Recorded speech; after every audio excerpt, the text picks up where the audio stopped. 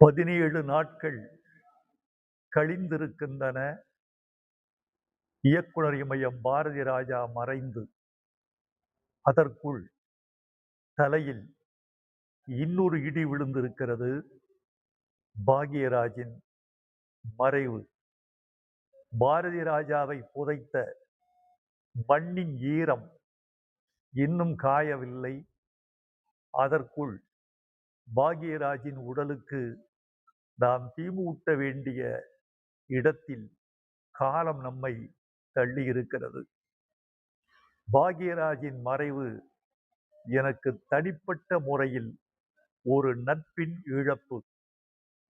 பாக்யராஜை நீங்கள் ஒரு தனி மனிதனாக மட்டும் கருதிவிடக்கூடாது.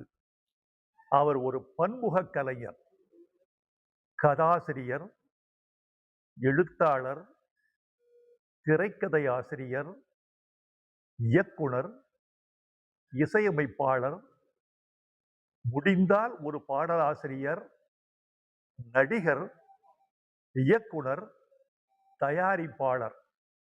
கொங்கு மண்டலத்திலே பிறந்து ஒரு சாதாரண குடும்பத்தில் பிறந்து வளர்ந்து மிக எளிய வாழ்க்கை வாழ்ந்து விளிம்பு நிலை மக்களின் எல்லா துயரங்களையும் அனுபவித்த ஒரு கலைஞன் தன் ஒரே உடம்புக்குள் இத்தனை அவதாரம் எடுத்து வைத்திருந்தார் என்பது பாக்யராஜுக்கு பெரிய பெருமை.